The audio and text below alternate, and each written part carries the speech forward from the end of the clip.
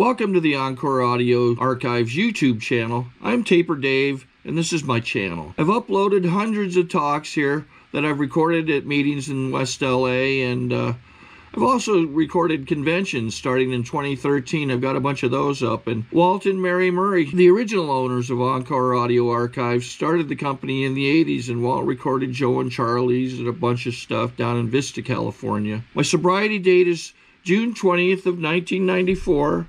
I hope you find something you like, so please like and subscribe to my channel and comment down below. If you want to hear something that I don't have or that you don't see, I'll see that I get it. Anyways, take care and have a great day if you want to.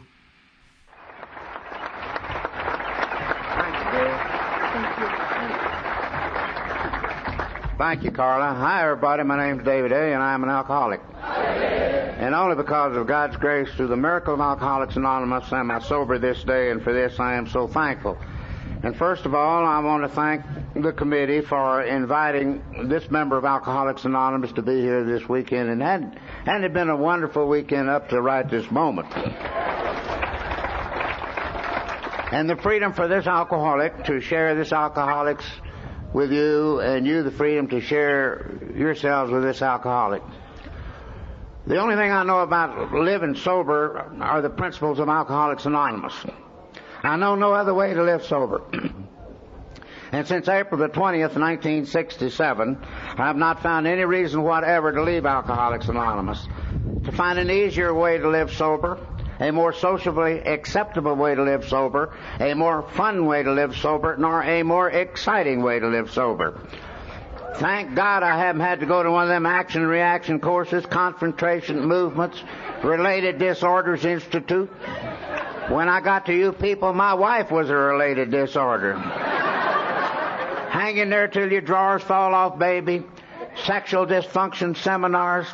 I tell you, if you get as old as I am and been able to stay sober as long as I have, only by the grace, today I do not need a sexual dysfunction seminar. I need a memory course. Now, we hear a lot of things in Alcoholics Anonymous today. You know that I'm an adult child of an alcoholic, dog, cat, snake, kangaroo, minor bird, zebra, blue bottle. I'll let you know right up front. I'm an adult spouse of an Al-Anon. As it was read so wonderfully a while ago that our stories disclose in a general way what we used to be like, what happened, what we're like now. Well, somewhere along the line on April 18th, 19th, or 67 or 20th, I really don't remember. I found the handwriting on the floor of the county jail in Dallas, Texas. As I laid there, my entire life flashed before me. Everything that I thought was near and dear to me was gone. No family, no sanity, no sobriety, no money, the inability to work. Everything was gone. No parents, although they were alive. As I laid there, my entire life flashed before me. From the time I was just a small child, I could consciously remember anything. Because I was born and raised into one of the finest homes and families that God ever put on this earth. A mother and father who dedicated their two lives to give to the two sons that were born to that marriage everything that was denied them when they were growing up.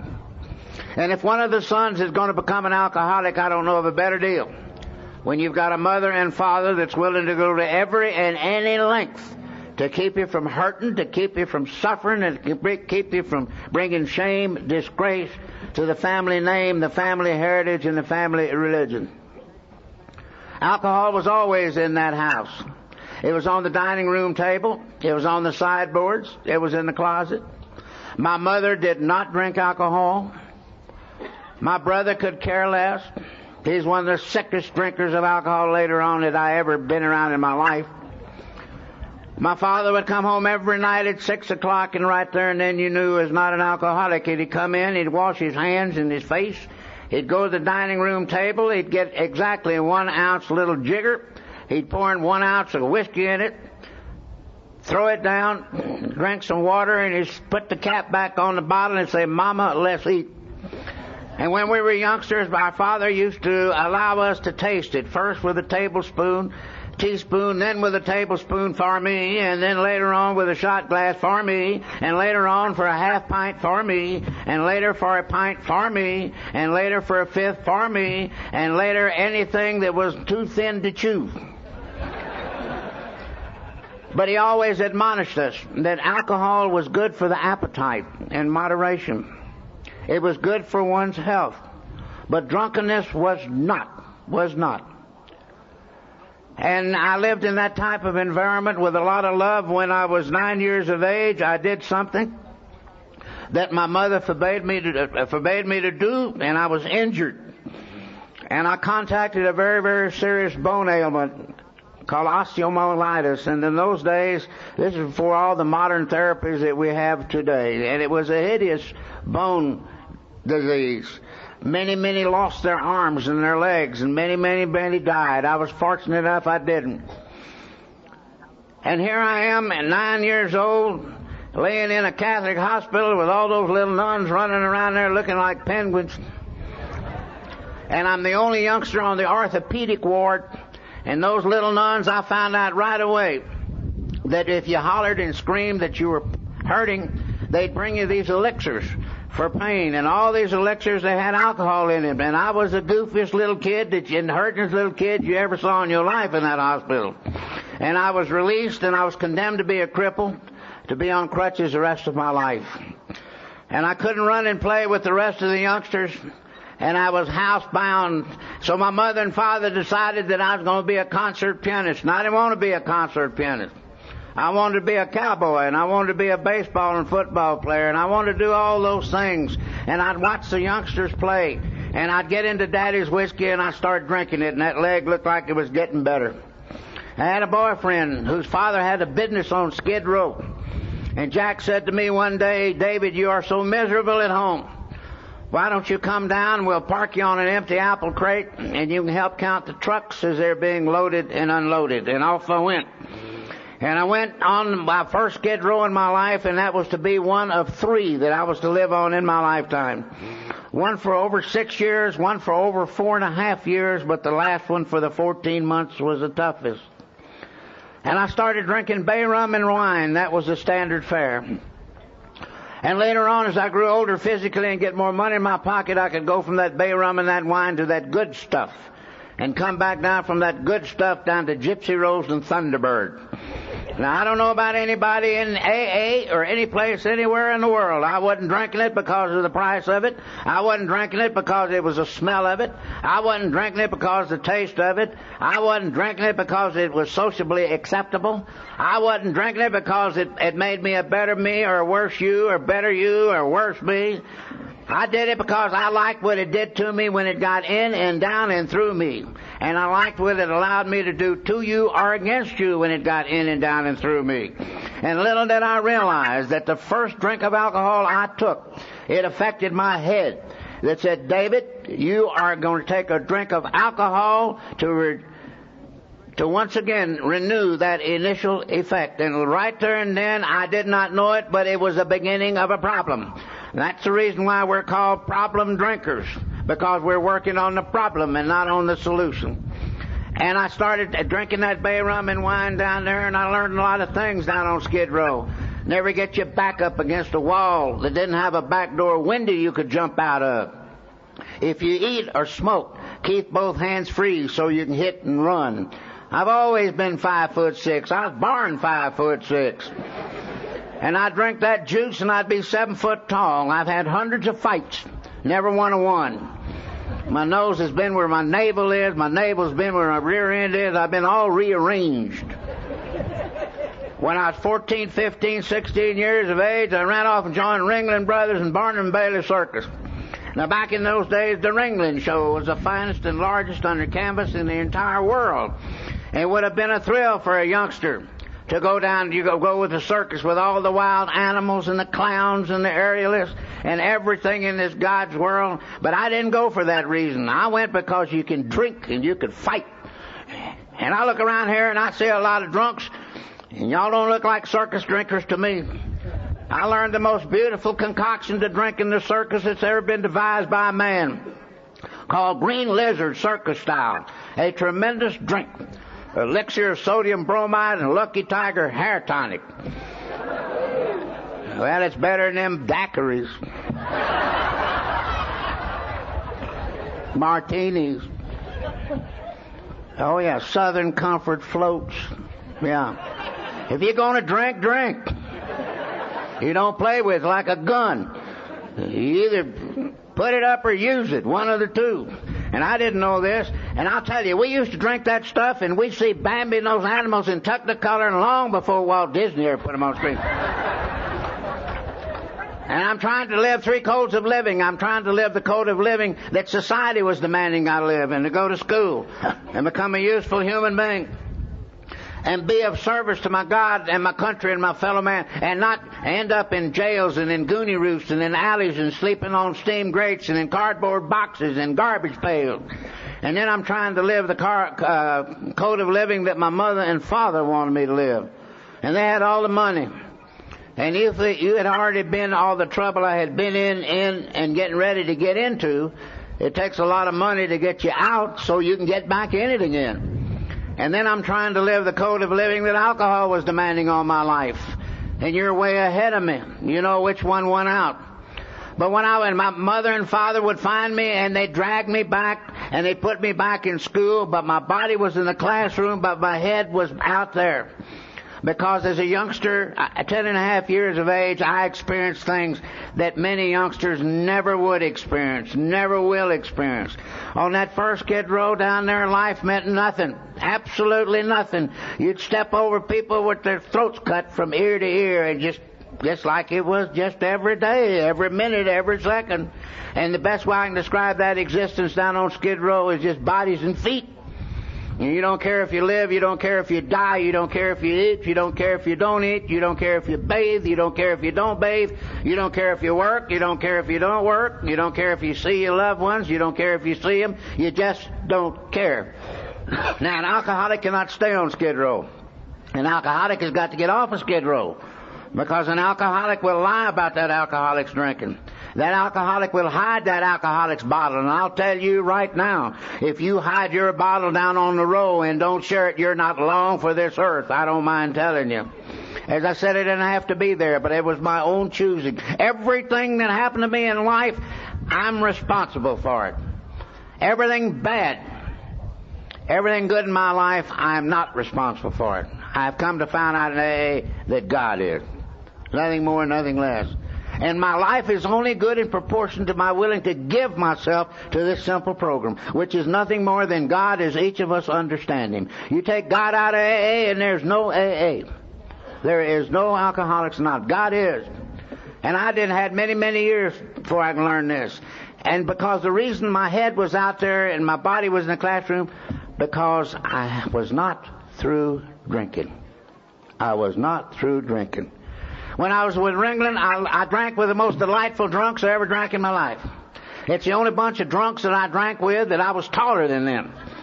I drank with all the midgets. And let me tell you about those midgets. First of all, they're tremendous athletes.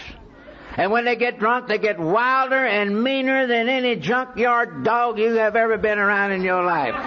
And they just like to do everything in this world and everything. And I'll tell you, and I was Ringling when Gargantua the gorilla came aboard.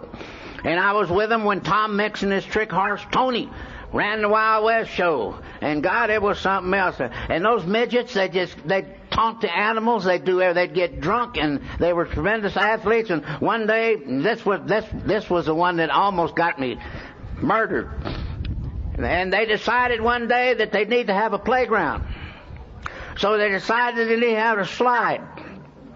Well, we had a conference. I was their leader. And I looked up there and I said, look at that giraffe. Look at that tall neck. The midgets went to work. They did and you know how you watch at football games, how they'll build a pyramid, and they got a rope. And they tied that rope around the neck of that midget up by his head and tied it to a big tree. Then they went to the cook shack and got all the lard they could find and paintbrushes, and they painted the back of that neck and made it just as slick as slick. And then they climbed the rope and off they went. And they start sliding right down the back, off the rump and hit the ground and did a tumble. Well, one of them got carried away. He was too drunk. Instead of quitting tumbling, he did a high five and then a tumble and he hit John Ringling North right in the head. And that did it. And so they brought me before John Ringling North and he said, boy, you're going to have to leave the circus. I said, why? He said, you're running my midgets. I said, they're running me. I went back and told the midgets. The midgets went to see him en masse, and they said, if he leaves, we leave. And you can't have a good circus without midgets and wild animals and clowns and all those other things. And my mother and father, as I said, they'd bring me back, and by hook or crook, I'm still living down on Skid Row. And then finally, and then I graduated high school and went to Southern Methodist University, and World War II was coming on. And if you were half hot and going to professional school, or they thought you would, they'd leave you alone, and when you graduated, you had to finish your service obligation. And after my first year in professional school, I flunked out. That was in Baylor University College of Dentistry. And I had to go home and tell my mama. Now, let me tell you about my mother. She was about 5 foot even. And she had a backhanded slap with her right and her left hand that was faster than any rattlesnake you've ever seen. And when I found out something about my mother when I was 9 years of age, and I was injured. And I came home and she said, what happened? And I told her a lie. And right there, and I found out, and she believed it. And right there, I found out that once you tell a human being a lie, and they believe it, it is no longer a lie.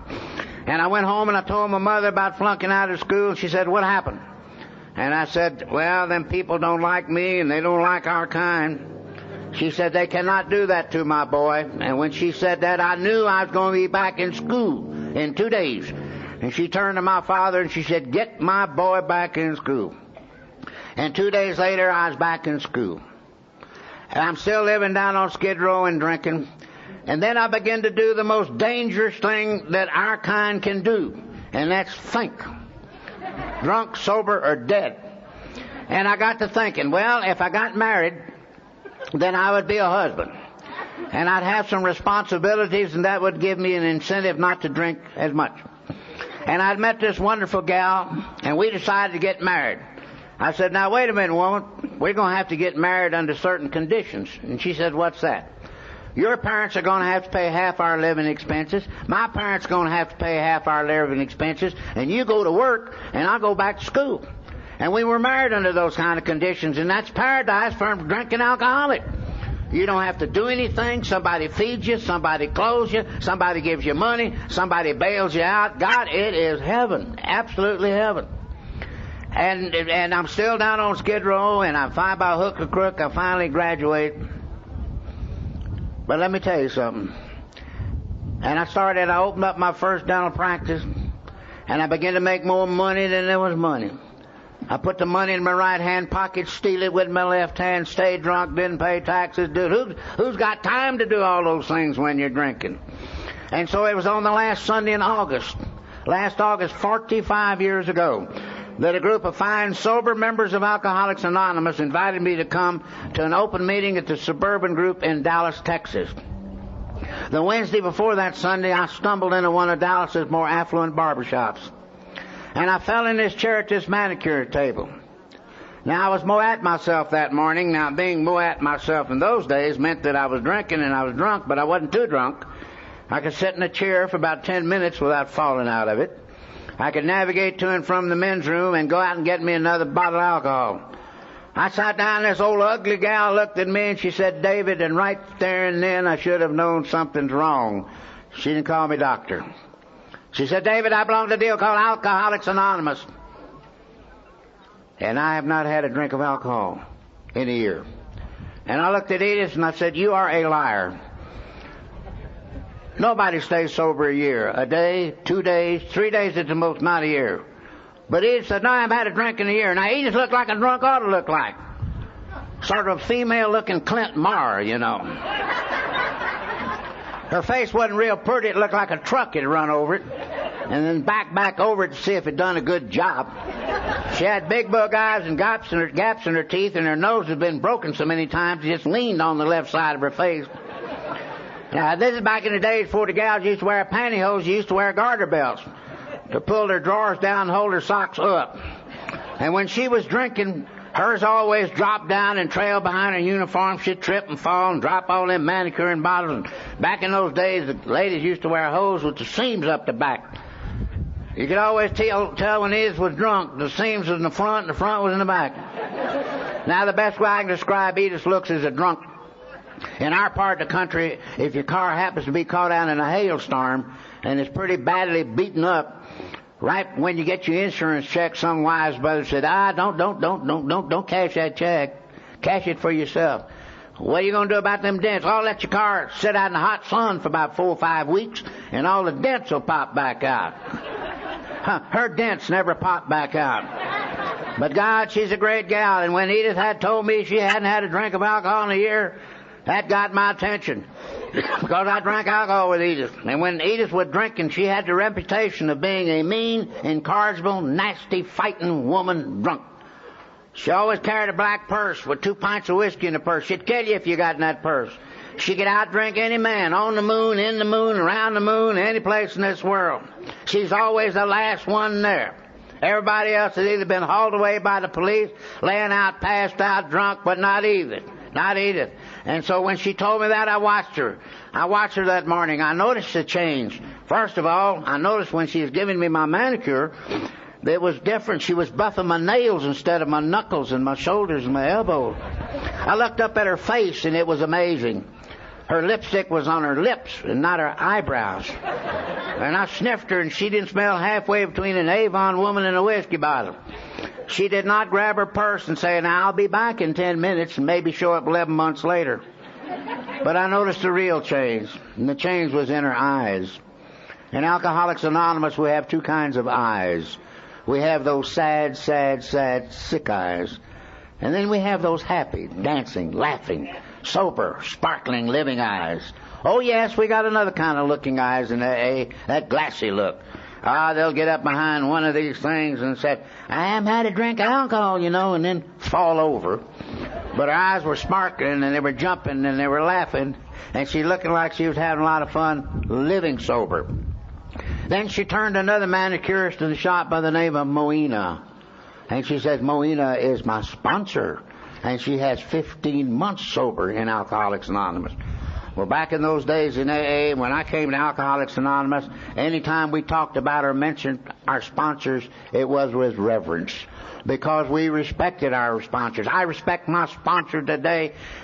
The only one that I respect more, other than the program of Alcoholics Anonymous, is my sponsor. Because we literally turn our lives over to their experience. In Alcoholics Anonymous, we ask to share our experiences and not our opinions. Because we find as a result of our opinions in Alcoholics Anonymous, experience rather in Alcoholics Anonymous, that opinions in many, many instances have a tendency to make sick people sicker. And in some instances to physically kill people. No one speaks for Alcoholics Anonymous as a whole. No one has been so designated. No one has that authority.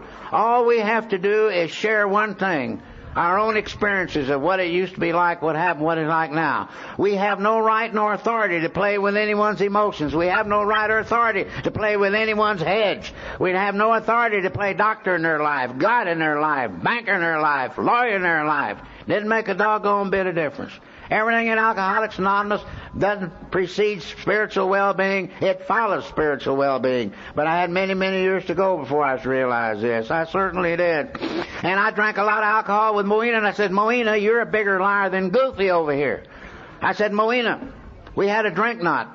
And she said, no, David, I have not had a drink of alcohol with you, myself, or anyone else in 15 continuous months. Edith has not had a drink of alcohol in 12 continuous months. Little did I realize that those fine, precious words that fine gal said to me that morning would stick with me for many, many years. She talked about continuous sobriety. At that time, I had no reason whatever to know that it was one day at a time. And then she said, David, we have an open meeting this Sunday. And it's open so the public can come and hear and see how an alcoholic lives the AA recovery program. And hear. and how an alcoholic and a member of AA lives the AA way of life. But more important for you, not being a member of Alcoholics Anonymous, to find out what AA is and what AA is not. And believe it or not, the greatest challenge that we have within Alcoholics Anonymous right this very second, that there are hundreds of thousands of our members all over the world who do not know what Alcoholics Anonymous is not. That we're not all things for all people. The singleness of purpose of Alcoholics Anonymous is the reason you and I and all the rest of us are in AA today. Because Alcoholics Anonymous has not let outside influences and outside interests erode Alcoholics Anonymous. Because we have been vigilant. And the reason for it is our traditions. AA could have been blown apart long, long ago. And the traditions came about not because of our good behavior, because of our bad behavior. And thank God, God sees fit that as long as we're willing to do God's work as far as being members of Alcoholics Anonymous, Al-Anon and Alateen, we will be here as long as God wants us. And God will want it as long as we want it. And when we don't want it anymore, it'll go. It'll go. And that give God to find another bunch of drunks to start with. Yeah. You know, you ever realize God has a tremendous sense of humor? He had to have to create people such as you and I don't mind telling you. And I did not know this. And so, and then she also said, being it's the last Sunday of the month, they have started a little birthday party for those who have one or more years of continued sobriety. And she said, now be sure and bring your wife, Grace. Well, I went home and I told Grace, and God, she was thrilled. Because people had long since quit asking us to come around. My wife used to ask me, why isn't it we're not out to asking anymore to the outdoor barbecues, square dances, round dances, swimming pool parties, card parties, domino game parties, nightclub suppers? I said, it's you. It's you. Every time we're asked to go out on Saturday night, you start on me on the Monday before and you start screaming, you're not going to drink, you're not going to get drunk, are you? You wake me up out of a sound sleep 5:30 the next morning screaming, did you hear what I said? And you keep it up Tuesday night, Wednesday night, Thursday night, Friday night. And what a tremendous price society's is paying, I guess will always pay. Those who love us, those who hate us, those who don't even care we exist on this earth. What a tremendous price those people are paying to find out that the more you scream at our kind about our drinking, the more we're going to drink. I said, and furthermore, when we get to where we're supposed to get to, before I can even park the car, you're out of the car. You run in, you grab the host and the hostess, and you chase them out of the kitchen and the den and the backyard and the alley and the bushes and the garbage in the neighborhood screaming, don't you give him a drink of alcohol. Woman, you're sick. That's what's wrong with you. But through tear-filled eyes, she said, are we really going to that meeting? And I said, yes. And so that Sunday morning, I got up at 5:30 in the morning and get ready to go to an AA meeting 5:30 in the afternoon. Well, now, what does a good, self-respectful drinking drunk do when he gets up on Sunday morning at 5:30? Drinks alcohol. That's what he does. Let's face it, very simple. Golfers golf, fishermen fish, drunks drink. There's no big mystery. I started sucking on a brand new bottle of juice. You know, as you take that first drink, God, that'd get your breathing started. Then that second drink regulates your breathing. Then that third drink goes down to both heels and just sets you there. Now you're ready to do some real drinking, aren't you? And I'm drinking and I'm looking up at the birds and the trees and the sky, and I'm hearing the neighbors screaming, Johnny, get dressed, we will be late for church. And I'm saying to myself, oh, those sick people, they do not know what living really is. If they could just learn how to control it and enjoy it, like I was doing, that they would find out that right after breathing in and out, alcohol is the second greatest gift God's given mankind. Amen. Took another drink. Drank half of that fifth, put the other half to fifth in the trunk of my car because I knew I was going to be required to have another drink of alcohol. Maybe a minute later, second later, hour later, half a day later, but I knew I was going to have me another drink. And I never did find out the exact reason until I come to Alcoholics Anonymous. And I'm one of these that firmly believes that if and when our kind comes to us, that until our kind is willing to find out what's wrong with us, our kind will never be able to find out what can get right with us. And I went and I bathed and I shaved and I put on everything rich and nice looking to impress those poor sick people in Alcoholics Anonymous. Put on a beautiful brand new tailor-made suit. white on white monogram shirt, monogram tie, monogram handkerchief, monogram underwear. Put on my diamond ring, my diamond watch, and the trademark of every good self-respectful drinking drunk, a brand new pair of custom-made alligator shoes. I look just like a used car salesman or a dope dealer. And at 10:30 in the morning, I'm out in my long Roadmaster Buick honking the horn. And out comes my wife with the rollers in her hair, and she has on It's All Your Fault kimono that they just love to live in and dwell in and cry in, where she lost a string around the middle and is pinned together with a big baby diaper pin. And she's pulled all the threading and the padding and the fuzzing and the buttons off the front. And the front's just covered with tear stains and cigarette burns. It's what us drunks at Alcoholics Anonymous lovingly call the Alanine designer house coat. And in a calm, lovingly tone of wifely love, she screams out like a wild banshee, "What do you want, you no good, sorry drunk?" And I'm laying on that jail floor, and I could hear it, and then by that time all the neighbors had gathered out. And her side is lined up over here, and my side is lined up over here. But I can still hear the fine ladies of the neighborhood saying, "Isn't it a shame that such a beautiful and fine lady and the mother of two beautiful little boys married to such a no-good, sorry drunk like him?" And my bunch over here hollering out, "Let her have it, David, let her have it." And that used to be the weekend entertainment in every neighborhood we lived in. We moved 24 times before we come to Alcoholics Anonymous. Sometimes at midnight, high noon, daybreak, ahead of the sheriff, a few times with the sheriff, behind him, just kept moving. I said, "Let's go to the meeting." She said, "Doesn't get started for 7 more hours, you no good drunk." And with that, she turned on her heels and went back in the house, and that started 7 tough hours. Here it was Sunday, and I'm sucking on the only bottle of juice that I have, knowing I'm going to have me another drink. And I'm fighting it. And I knew if I called a taxi cab or a bootlegger that I'd blow the deal. Because when I got out of the service the first time in 47, the sober members of Alcoholics Anonymous in Dallas, Texas tried to net me. They tried to net me in 48. They tried to net me in 49. They tried to net me in January of 50. And they thought they had the trap set on the last Sunday in August of 1950. So I found just enough to nurse me along, and finally 4:30 I honked the horn, here she came. And we got out and parked the car and went in, and I walked in this A group, and it must have been about 80 members of Alcoholics Anonymous in there, and their wives and kids and a poodle or two jumping up and down. And everybody looked like to me they were hugging and they kissing and they were scratching and they were rubbing up against and they were laughing and they were hollering, and it looked like to me they were all smoking. And I stepped back and I looked at those idiots and I said, by gosh, if they're alcoholic and they're having that much fun and they are not drinking alcohol, then they have to be on dope. And then I looked around, I saw them signs in an A group, and I said, my God, I'm in a kindergarten. And then I saw, but for the grace of God, my head ducked. Because I knew at that time that I was not living according to dictates of God's will for a human being. And I'm one of these that firmly believes that even though many of us come to Alcoholics Anonymous without a full string of lights in our head, that deep down inside, every one of us know this. If there's a principle we never hear discussed in Alcoholics Anonymous, and if it is so rare no one hears about it. We never discuss that we're all born human beings first.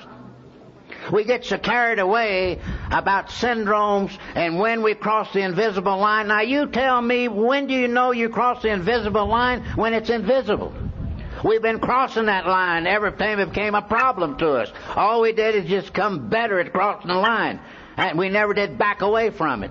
We just went further and further and further. Yeah. And, you know, and I'll tell you, it's something else.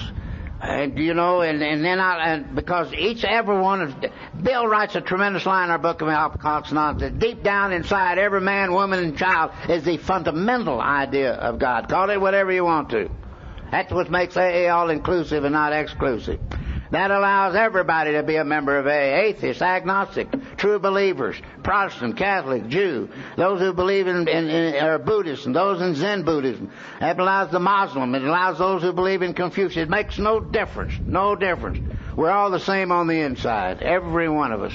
I did not know this at the time because I was too opinionated and too self-centered and too doggone selfish. Didn't care about anybody else. only for me and my hide. That's all, period. And alcohol gave me, when I was drinking, I tried to drown my defects of character. But the son of a guns learned how to swim. And they darn near killed me. I don't mind telling you, yeah. But then I looked up and when I saw that, but for the grace of God, I said my head ducked. Because you see, Alcoholics Anonymous does something, has a success that formalized, organized religion has not and probably ever will not. Medicine has been able to do it. Psychiatry has not, is not, will ever be able to do it. Government agencies has not, is not, will ever be able to do it. Treatment modalities has not, is not, will ever be able to do it. Human willpower has not, is not, will ever be able to do it. Acupuncture has not, is not, will ever be able to do it. Hypnosis has not, is not, will ever be able to do it. Biorhythm charts has not, is not, will ever be able to do it. Horoscopes has not, is not, will ever be able to do it. Witch doctors has not, is not, will ever be able to do it. Because Alcoholics Anonymous reaches down in the innermost depths of a human being. This fine, precious thing that comes with each and every one of us at birth. It's God's given. And after we get physically comfortable in Alcoholics Anonymous, all we do is renew that contact. That's all in the world we do. But it's the scars in between. In between. Well, they blew a whistle, hollered, I went in the meeting, and I got on the back row. I want to see what kind of help I can afford to give those folks. And the first talker got up was a woman, the lyingest, cheatingest person I'd ever been around in my life. I thought she'd died drunk or been murdered. And she got up and she said she was sober, sane, in her right mind, and hadn't had a drink of alcohol in a year. And I stood up and I hollered out, "You are a liar." And somebody said, "Shut up." You know how a wet drunk answers you when you tell them, "Shut up." "Make me." Well, they had enough of that meeting to make me. And she got to talking, and she got to talking about her Jesus, and she got to talking about her church, and she got to talking about Jerusalem. And here I am, I'm sitting on that row, and back row, and I said, "What a heck of a trick to you that you didn't invite me. This wasn't an AA group or an AA meeting. By God, this was a Christianity conversion meeting.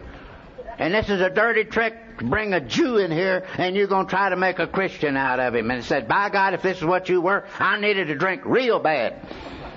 And every time I stood out to go up to my car to get into that half-fifth of whiskey, it looked like 80 people turned around, pointed fingers at me and said, "Shut up and sit here and listen, and this is for you." But I violated a very serious code in that meeting. Here I'm on the back row. There's not a back door. There's a window to jump out of. And every time I stood up, people were barring my way. And I sat there and I hated every member of Alcoholics Anonymous in that meeting and the horse and wagons that brought them cross country. And as soon as that meeting was over with and they go, get the ice cream and cake. Have you ever been to an AA birthday to where they say, "I'm going to introduce to you one of the sorriest members of Alcoholics Anonymous"? Whoever did that gets shot, won't they? Yeah. Yeah. And as everybody went, not me, I went through that bunch like a tornado. I got out to the trunk of my car, got that half-fifth out, knocked the cap off of it, drank it down in 2 swallows, and that's the way I drank alcohol. I never put it in a brandy glass and run around and sniff it for 4 or 5 hours and burn candles and incense and listen to Lawrence Welk. I never put an inch of whiskey in a glass, 12 ice cubes, 9.5 inches of soda water, a straw and a fruit and a cherry, and half a Christmas tree on top of it, and suck on it for 3 hours. To me, that's sick drinking. I drank her to drop her down that hole who would do the most good and put another one. Let me tell you what happened to me. My hair laid back down. My underwear loosened up. My toes went back in those alligator shoes. I ran up the steps. Got a hold of the oldest sober member of the group, one of the co-founders. Got to arguing with him about the quality of y'all's fellowship. And he said something to me, and I hit him. And when I was drinking, I was bad to hit folks. Taller than me, shorter than me, fatter than me, skinnier than me. And 2 of his AA babies joined in. We started a fight. And as far as I was concerned, that fight was a lot better than that AA meeting. Because I was whipping the dickens out of them 2 little sober wimps. And then they did an unfair thing. They put in 2 more sober members of that group, about the size of outside linebackers on any professional football team, and 4 of them picked me up bodily, 2 on each side, took me to the front door, kicked the door open, and threw me right out of that AA group. As I'm flying through the air, one of them said, "We do not need your kind here." And another one said those magic words, and furthermore, you are too young to be an alcoholic. And God. And the only three things never did happen to me, getting ready to get on a drunk, coming off a drunk right this very second, is I never did willfully murder another human being, fall in love with another man, or die drunk. Other than that, it all happened.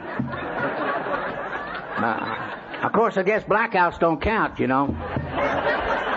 We don't want anybody leaving today meeting with resemblance, you know. And I'd married this wonderful gal, and when we got married, she didn't realize she was marrying an active alcoholic, so when we got married, we did not start to build a marriage. Started to build a booby trap that could go off in any week, month, or year. And I was recalled back into the service again as a naval dental officer, and I went with a combat Marine division. And I got into more trouble than there's trouble. Oh, the first time I was in the service, I didn't get into too much trouble. I'd missed ship a couple of times. I was on escort jeep carriers.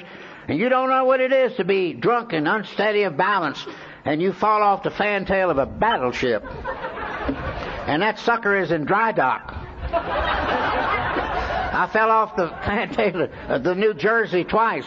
Once in dry dock in Bremerton and once off the coast of Incheon. But this time I went with a combat Marine division, and I got into more trouble that was trouble. Here it is, Christmas Day, 54. I'm in a maximum security prison. It had no name. It had a code name, numbers. They only had room for 138. And the word was, when you arrive there, you never would leave. And I saw how some of them left dead. And here I am. I've got a leg iron locked to my right leg, a chain welded to the leg iron, the other end of the chain welded to a steel cot, and the four legs of steel cot immersed in concrete, no mattress, nothing. And I've been laying like that for 6 months. I was to lay like that for a solid year. Here it is, day Christmas 54, and I'm hating society. Why me? Why me? And then comes the orderly with the Christmas dinner. Now let me tell you what the regular fare once a day was: a little bowl. It was supposed to be some sort of a soup. Well, it was more like dirty dishwater. But here it is, Christmas Day, and you got your Christmas dinner. It was the same dirty dishwasher-looking soup, but it had an exception. It had a noodle in it. And this slant-eyed monkey looks at me, and he said, "Ho, ho, ho, Merry Christmas." And I'm so full of Christmas joy and love for my fellow man, I said, "Ho, ho, ho, you know what?" He said, "Here, you sorry, no-good scum of a human being. Here's your Christmas dinner." Now, they never allowed you to grab that bowl. You lapped it up like a dog or a cat with your tongue. But this time I was so full of venom and anger and hate, I grabbed that thing out of his hands and I hit him right in the face with it. And my gift, Christmas gift that day, was 45 more straight days on nothing. Now that is what you call a bad day. I have not had a day that bad since I have been sober in Alcoholics Anonymous, and neither have you. No one knew where I was for 3 years.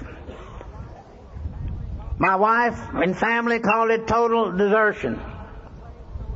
I was in a place to where I had no identification. I had no first name, I had no middle name, I had no last name, I had no physical descriptions of me, I had no fingerprints, nothing. All I had was a number. And that number was 151725, and I hope I never forget that number. We managed to escape. And we found our way back. And I got back home and got back out of the service. I talked my wife into taking me back. And we started moving. And we moved out to the panhandle of West Texas to raise our 2 little boys in what you call, quote, a Christian environment. I don't know how many of y'all have ever lived in a small town that call living in a Christian environment the town that votes dry and drinks wet. And I was drinking every day, and the 2 most popular people in the town is the undertaker and the bootlegger. And I'm drinking every day to where I get up to where I'm about 240 pounds, And my blood pressure is so high that every time my pulse would beat, my hair would stand up and pump like an oil well. Had a fat doctor friend I drank a lot with. Go up to see him. He said, "Oh, you look sick. Let's take a drink before I examine you."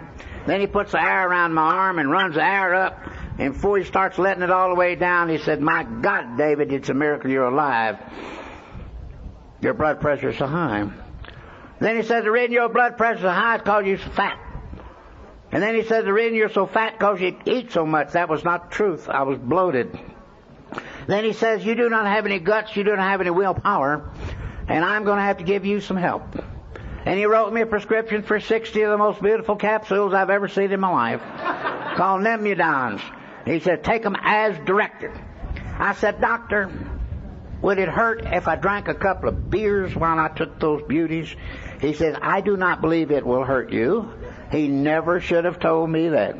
I went home and I got the prescription filled, went home to lose weight and stay drunk. Well, I looked at the prescriptions, take 1-3 times a day after meals. Well, who eats when you drink? And every good, self-respectful drinking drunk knows if one's good, two's better, three's terrific. So I took 3 of them, drank some whiskey, didn't feel like I was losing any weight. Come back out, took 3 more of them, drank some more whiskey. Went to the bathroom, turned sideways, looked in the mirror, didn't look like I was losing any weight. Come back out and took a handful of them. Drank some more, it looked like my stomach's getting bigger. Finally, I took all the pills and drank all the whiskey. And the next thing I knew, I was out in my backyard, and I was picking peaches off of rose bushes, I don't mind telling you. And they tell me I ran around that little town for 2 days talking in the unknown tongue. And being one of 2 Jewish families in 5 counties around, they gathered everybody in to see and hear the miracle. Because word had spread like wildfire. The Jew had caught the Holy Ghost. And I come to and realized, I said, "My God, those pills are messing up my drinking." Oh, I'd been to psychiatrists and all the questions he asked me, my wife and everything, sheriffs, bankers, bums, friends, enemies used to ask me for nothing. But it was in that little town that the entire picture of alcoholism had not only affects the active alcoholic, but those who love us and who we love the most. The richest and the most important and famous man in the town, he died. And he loved me dearly. I don't know why. And the family asked me to be one of the pallbearers. You know, that's being honored to be a pallbearer. Well, it was one of them cold, rainy days in the panhandle of West Texas. And I'm getting all juiced up to be a pallbearer. Put on my underwear, take a drink. Put on my breeches, take a drink. Put on my right boot, take a drink. Left boot, take a drink. Put on a shirt, every button I had to take a drink. Tie my tie, I had to take a drink. Put the coat on, take a drink. And finally I got in that old station wagon and pitched what was left of that fifth underneath the front seat of the car and off to go to church house. I don't know how many of y'all ever lived in a small country town, and they don't dig a basement. The ground floor is the basement. They just build a church over it. And you climbed up those steps like climbing up Pikes Peak and opened up them big oak doors, and there's them curved pews. And to get down on front row is like skiing down Pikes Peak. And here I am, I'm in there, and all I'm thinking is about taking a drink. Well, the host minister got up, and he started preaching, and then he called on all the eulogizers, and I knew all the eulogizers, and I said, as soon as they get through, I'm going to take a drink. But no, they didn't. They had augmented the choir, and the choir started singing. And I believe they sang every hymn in the Methodist hymnal and half out the Baptist hymnal. Wandering child, please come home. We'll all gather down by the river at the foot of the cross, and Jesus loves you. And if you're Methodist, oh, 99. And they kept singing, and then they got down to Amazing Grace. And I hate that hymn. Because I'm married to a gal and her name is Grace, and she ain't amazing. And finally they get through. And so the pallbearers got to wheel the deceased up so the congregation can file and see the last remains. And then the congregation files down the steps on either side. And I knew that I could never hold the northeast corner of that coffin up without a drink. So I found a funeral house assistant. I nailed him. I said, take my place. I'm sick. And I scooted out the side door, and I got in that old station wagon at about 2 blocks from the church. I reached in there and took me a drink. And I took a drink, and oh, my God, I started leveling out and took another one. And thank God I didn't try to crawl in with the pallbearers drunk or try to drive in the funeral procession 10 miles an hour drunk. So I said, well, the cemetery is 5 miles out. I'll just drive what I gauge to be their speed, and I'll meet them at the cemetery. So I start driving. I'm driving one hand and drinking with the other, and I love country western music, and my favorite radio station in those days was Del Rio, Texas, where they sold Bibles and crosses and chains and rejuvenation powders and potions and lotions. They sold everything under the sun. Get your Cupid doll of Jesus. You can love him. You can hug him. You can kiss him. He's with you 365 days out of the year, and he glows in the dark, you know. And they play the finest western tunes you ever heard in your life. Don't wink them bloodshot eyes at me. And then they played one that is good for 11 months of drinking and 14 months of crying. Only God made honky-tonk angels. And I'm singing and I'm drinking and I get out the cemetery and there's nobody there. So I slide up that wet hill. The false grass had been laid, chairs over it, the tent over that, the grave had been dug, stanchion seats in, and sling for the coffin. Being a good nosy drunk, I got to see that all arrangements are proper. I straighten out a chair or two, get up behind that little lectern, make about a 3-minute eulogy. Nobody shows up. So I slide back down the hill, take about 8 more honks on that juice. And I start coming back up on the hill, and this time I'm extremely drunk and unsteady of balance, and I'm not seeing double, I'm seeing quadruple. And I see 4 whole rows of chairs that are out of line. And if there's anything our kind don't want, we don't want anybody to know that we've been around and messed up. I've got to straighten those chairs up. So I'm aiming for 4 rows of chairs that are not out of line. And I'm drunk, and the tip of one of my cowboy boots hits that old slick false grass. And the next thing you know, I'm sliding. And the next thing you know, I'm grabbing 2 chairs. And the next thing I know, I'm down in the bottom of that hole down there. And I tell you, when you're flat on the back and drunk and you can't get up, that is the most helpless feeling in the world. And here comes the host preacher. And here comes the pallbearers with the deceased. And here comes my wife. And the oldest son of the deceased, he hears all that scratching and squealing down at the bottom of that hole. And he sticks his long turkey neck down there and he sees me and he said, "What are you doing down there?" And I gave him a drinking drunk's best shot. I said, "I'm trying to get out. That's what I'm doing." And they haul me out. And every eye's looking at me and I'm drunk and I'm muddy and I'm wet. Now, if that happened to a social drinker, God, chances are they'll stop forever.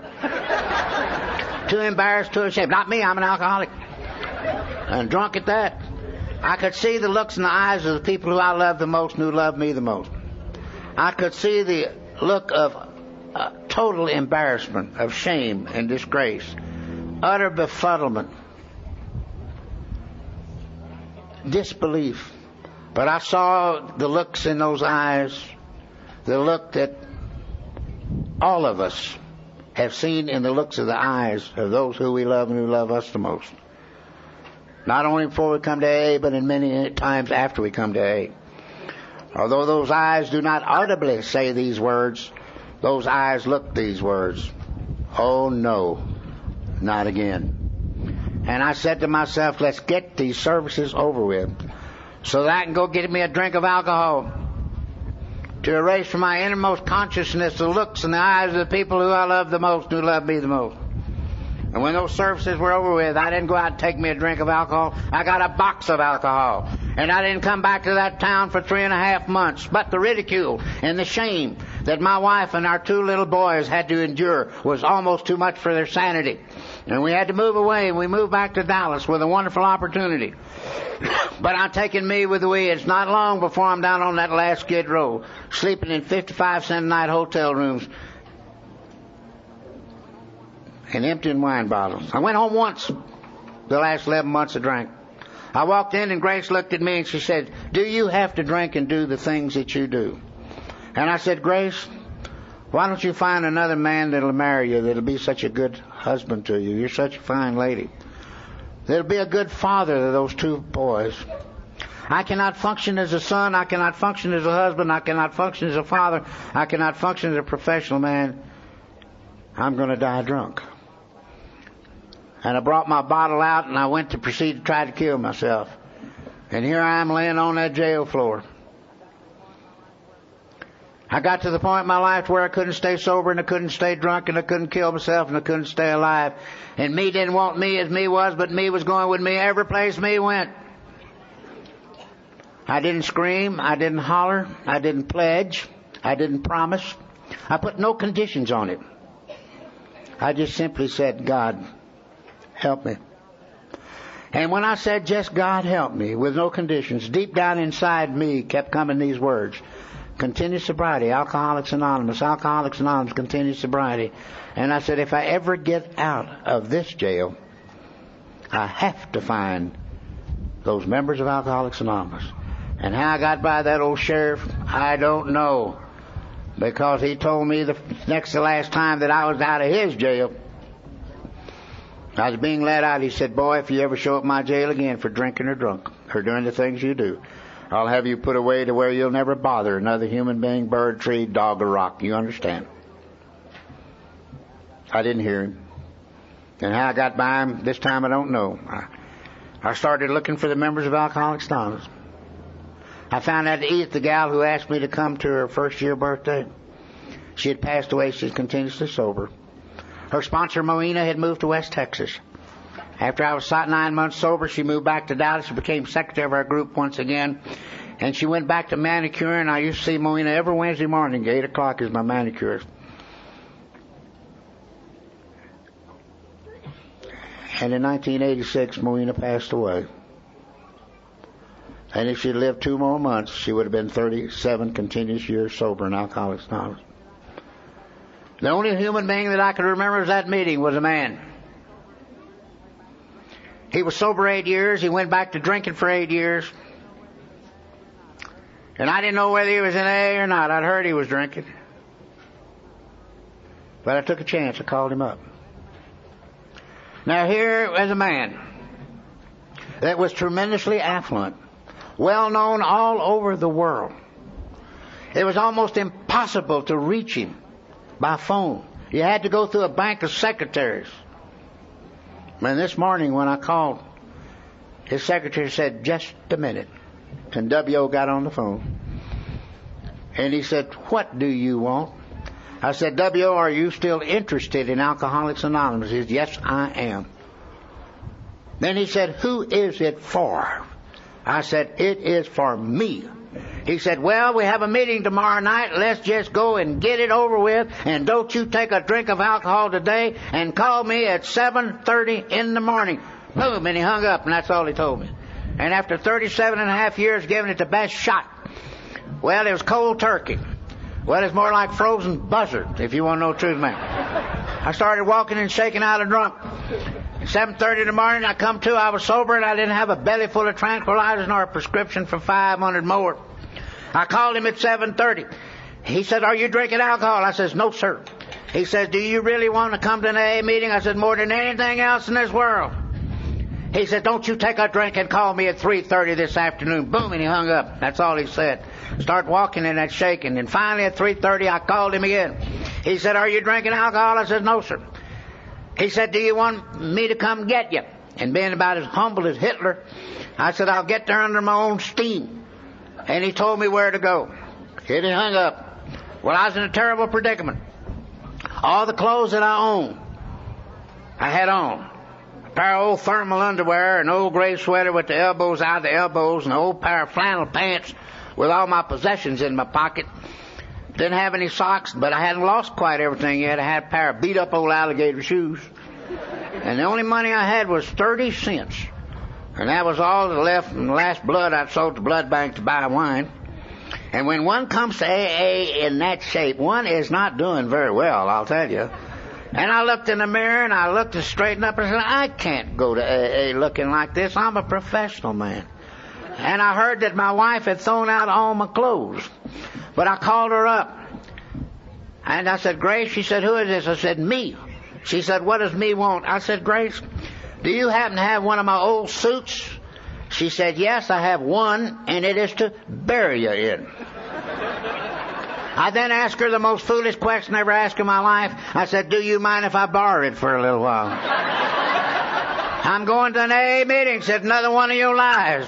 And she let me in her house. Now, there wasn't instant joy when I went into that bunch, said I'm going to AA. Everything I walked by, touched, inhaled, breathed on, she'd run behind me and she'd spray. And I put on that old suit. That suit's a story in itself. And I bid she and the young'un goodbye.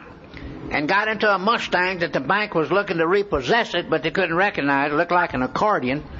And off I went to the meeting. And I walked in, looked like the same people that were there 17 years earlier. And one of them old sober members of AA came over and he bent his head down, looked at me, and he grinned from ear to ear. And he said, "We knew you'd be back." And now I'm going to tell you about the greatest AA talk I've ever heard in my life. Every member of Alcoholics Anonymous has heard it, and if your group hadn't told it to you, you've been cheated. And AA, we don't have any speakers. Nah, we're just a bunch of talkers. Because ours is a language of the heart. And that's one thing with the modern computerization, we'll never be able to computerize the language of the heart. This man then said to me, "Welcome, come in, sit down, have a cup of coffee. And let's talk about it. We understand exactly how you feel." He didn't say you never should have done those things. He didn't say if you really loved me, you would have done those things. No. Welcome. Come in, sit down, have a cup of coffee. And let's talk about it. We understand exactly how you feel. And it started a way that's indescribably wonderful. Oh, we could talk about the steps, we could talk about the traditions, we could talk about the service structure, we could talk about the concepts. But the story is the most powerful element in Alcoholics Anonymous. And particularly how it is today. When I got to you people, little I realized my wife and our 2 sons, we would ever be under one roof again. Because that marriage has been written off by everything and everybody and had no right to be. But only because of God's grace through the miracle of Alcoholics Anonymous in my life, and only because of God's grace through the miracle of Al-Anon in Grace's life. That beautiful and wonderful lady, this past June the 10th, which was AA's birthday also, Grace and I celebrated 52 years, and that's pretty good for a drunk. Although I was not there for many, many years. Now, I'm not going to stand up here and tell you because I'm in AA and Grace is in Al-Anon that our marriage is just absolutely beautiful and just absolutely harmonious and absolutely just wonderful. Heck no. That the butterflies are tranquil. That the bluebirds are hugging and kissing. Heck no. We have a few short rounds every now and then. We have a few long rounds every now and then. That's what you call clearing the air, communicating. And the best way I can describe our marriage today, it's built on solid constructive imperfection. Because it's by our imperfections that we grow. Anyway, I go to 6, 7, 8 meetings a week. She goes to 5, 6 Al-Anon meetings a week. And we don't see each other enough. Have all that nitpicking, arguing, and fighting and fussing. No, Alcoholics Anonymous did not save my marriage. But Alcoholics Anonymous has given me a way to practice these principles in all our affairs. It has given me the principles to be the kind of son I've always wanted to be, the kind of husband I've always wanted to be, the kind of father I've always wanted to be, the kind of grandfather I've always wanted to be, the kind of a citizen in the world in which we all live, and the kind of a professional man that I've always wanted to be. Yeah. Our 2 sons are tremendously successful. And I didn't have a thing to do with it. The oldest one, when he was 15 years of age, he had a butcher knife right below my throat. And he said, "I'm going to kill you for what you were doing to our mother." You see, their mother was their mother. Their mother was their father. Their mother was their Santa Claus. Their mother took them to the Cub Scouts and Little League. And their mother took them to vacation. And their mother spent all that time with them and made sure they got a ride back home or picked them up from school. And made sure that they had clean clothes and that they were fed properly. And that they were loved. And that oldest son, he couldn't stand to see what was happening to the only link to sanity that those 2 boys had. And that was her total going to pieces about me. And he's willing to kill me. Then suddenly something happened. The wildness left his eyes. He threw that butcher knife away and he spat in my face. And he says, "You're no longer my father, and I'm no longer your son. And he walked out of my life. And he said, "Get out." And that hurt. And I had no communication with him for a number of years, but only because of God's grace through the miracle of Alcoholics Anonymous in my life. And only because of God's grace through the miracle of Al-Anon in the family life. Today, we not only have a wonderful father and son relationship with son 1 and 2, but more important, we're the best of friends. With 2 beautiful daughter-in-laws. And 2 of the most beautiful little granddaughters that any grandparent would ever want. And I darn near missed the deal. And when I got sober, I had to go to the regulatory agency that regulates my license to practice the profession that I so love and so misused when I was drinking. I went down to see them. They kept me there for a week. The saving grace was this. I never would drink in my office. I would leave. I was a stay away from home kind of drunk. I'd be gone for 10, 11 months. I'd finally wander back home with the only clothes I'd been in 5.5 months. No one knew where I was, and I'd walk in and ask my wife this brilliant question: did anybody call? You know? Total disregard for anyone else. I never drank in my office. Never worked on patients drinking. And above all, I left my fountain pen and that prescription pad locked up.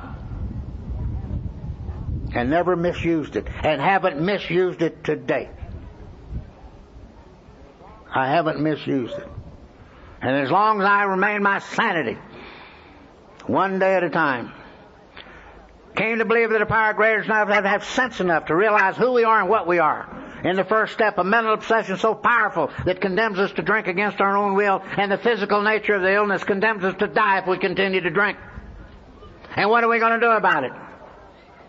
Naming that power greater than ourselves is not important. Believing in that power greater than ourselves. And the third step, making a decision to go along with the remaining 9 steps of the program. And when I went down to that regulatory agency, they kept me there for a week.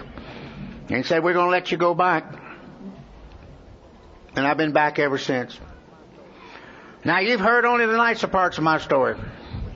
And I'm asked by many members of Alcoholics Anonymous who know my story, know me well, and those that are not in AA that know me well. They're bound to know you when your picture used to hang on the post office walls in 48 states. And many of them say, "David, you've been gone. You've been locked up.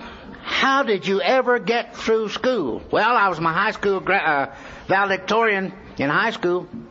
I finished second of a class of 450 at Southern Methodist University. I'm a graduate of Baylor University College of Dentistry. And said, "How'd you do it?" It's real simple. You cheat. It doesn't take our kind long to find another human being who will do for us what we cannot possibly do for ourselves. Now, what I'm telling you, this is not me. This is all Alcoholics Anonymous, because ours is not a personal success story, but one of colossal human failure, converted into great strength by the alchemy of the living grace of God as it expressed through the recovery program of Alcoholics Anonymous and our fellowship therein. Alcoholics Anonymous is so precious and so fine because it gives us life. It gives us a way to sustain life, sober. It's just so precious and so wonderful. But, as was read when the meeting started, if you decide you want what we have and are willing to go to any length to get it, then you are ready to take certain steps.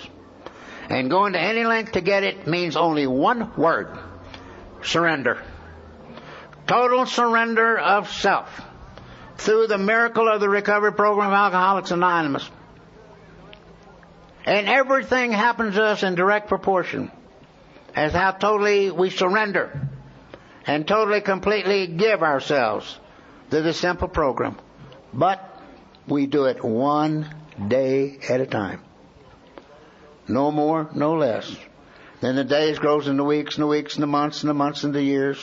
And here we are. There's a letter that's framed in our general service office. A letter that was written to our co-founder Bill on December the 30th, 1946. The letter was written to Bill by a non-alcoholic. A non-alcoholic who loved AA more than life itself. A non-alcoholic whose family name is perhaps the most famous family name that the world's ever known in regards to banking, money, energy, foundations, education, grants, real estate. And there are many of us in AA believe today that if it hadn't been for that particular non-alcoholic and his non-alcoholic friends, that Bill and Bob never would have gone on. Our big book never would have been written. It's from our book we got our name. And the letter was written to Bill by John D. Rockefeller, Jr., thanking Bill for a World War II printing of the Book of Alcoholics Anonymous, that due to the paper shortage, they had to cut the size of the book down but never dropped anything out of the book. And the first part of the letter is thanking him for the inscription on the flyleaf, but this is the part of the letter I want to leave with you. Quote to Bill. It must be of great satisfaction for you to realize that the helping hand that you extended to a needy brother many years ago has resulted in the widespread extension of that brotherly act. The regenerating power of the Spirit of that helping hand has been the means by which countless lives have been saved that otherwise would have been wrecked. May God continue and bless you ever increasingly and use you ever increasingly as His chosen instrument in the rebuilding of broken lives. Quote. Every one of us are here as a result of the regenerating of the power of the Spirit, as a result of that hand from Bill to Dr. Bob, and here we are. To where we can walk into the sunlight of the Spirit, to where we can live in dignity, with our feet planted firmly on the ground, but our heads up in the cloud, and our hand outstretched where that drunk is, to where we can grab that drunk and say, come with us. We know you. We love you. You need us, and you need us, and we need you. And here we are today. Who knows health better than one who has been so ill? Who knows freedom better than one who has been locked up in bondage of alcohol and self? Who knows faith better than one who turned their backs on faith and now walked out and now armed with faith can face any situation, that there's no situation too great or no unhappiness too great that cannot be overcome, and that a drink of alcohol will never make it any better and make it worse. And who knows temporal time better than ones who stood on the edge of time, hoping that time would just obliterate us and get us out of this confusion and this helplessness and this hopelessness and this uselessness, and then the inner and outer blackness and darkness. Oh, the life of the member of Alcoholics Anonymous is so much richer. It's so much more wonderful. And it's so much joyous. So much joyous. You know, you've been so kind. There's a little youngster who lived in an orphanage in the Midwest. He was the most miserable youngster in that orphanage. He had a terrible stuttering impediment. And every time he tried not to stutter, it got worse, and every time it was terrible. And he was miserable, and one day he tried to, and all the kids used to just make fun of him to get him excited so he'd stutter. They made fun of him. And one day he decided he's going to kill himself. So he tied a belt around a tree and he tried to hang himself, but he was saved. And then something happened to that little youngster. All of a sudden he's walking around the orphanage with the most beautiful look in his eye, and he had a grin from ear to ear. Because, you see, he had found the solution. As long as he didn't try to utter the first syllable, there was no way in the world he would stutter. And he was a source of amazement. And one Sunday morning, the visiting preacher didn't show up, and they didn't have anybody to read the devotional prayers. Superintendent called for volunteers, and little stuttering Johnny held his hand up. Superintendent saw him. He said, Johnny, are you sure you know what you're doing? Johnny just nodded his head. Well, come on. And Johnny got up behind the lectern, and he opened up the prayer book, and he began to read. And each letter was perfectly enunciated. Each word was perfectly pronunciated. As he began to look, there came from within him a look through his eyes, the same look that I saw in Edith's eyes in that barber shop over 45 years ago. The same look that I saw in the eyes of that members of Alcoholics Anonymous, that meeting when I came back. And the same look that I'm seeing in your eyes right now. And today I know what that look is, that God is doing for us what we could not, cannot, or possibly do for us. And as Johnny continued to read, the look became more beautiful, and when he finished, there was a deathly silence when he said, Amen. After the services were over with, the superintendent ran over to little Johnny, and he bent over and he kissed him on his forehead. He said, Johnny, you're just like the rest of the kids. You read those prayers perfectly. And little Johnny, standing on his tiptoes and looking up to the superintendent and beaming from ear to ear, he said, Mr. Superintendent, when I read and when I talk to the God of my understanding, I do not stutter. God bless each and every one of you, and thank you, and I love you so much.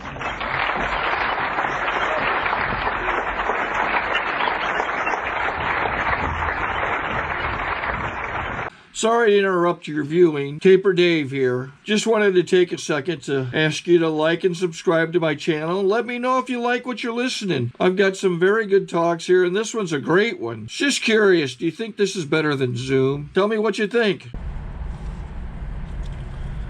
Okay, this is how I prepare my drone for launching. I like to do it inside the cab of my truck so I'm not standing outside in the weather. To install the joysticks for control, up and down, right and left, powered on. I have an Android phone that I use to connect it to the drone with. And it's actually controlled through the iPhone, through an app. Oops, wrong way.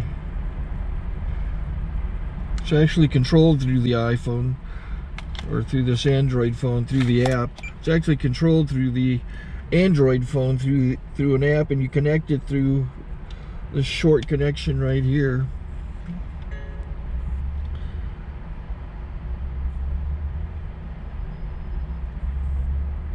Remote control connected. Remote control is connected. So I pull out the drone.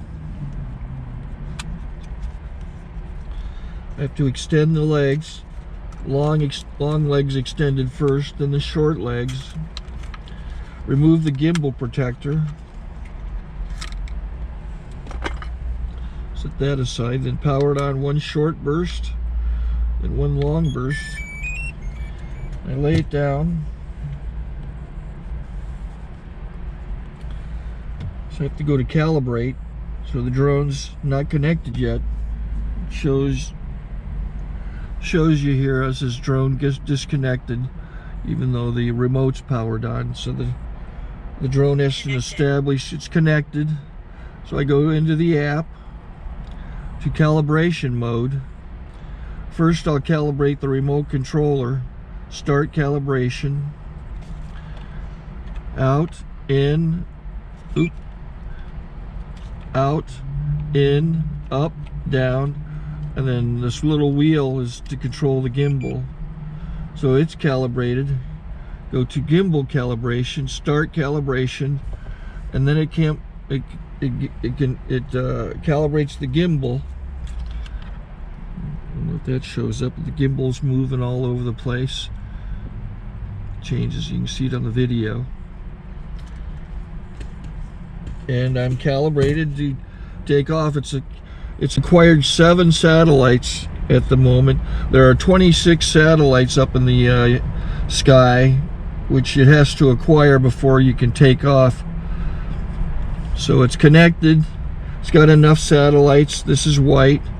I can go to press this little arrow button, swipe right to take off, and it would start the motors if I slid this to the right, but I'll wait till I get outside.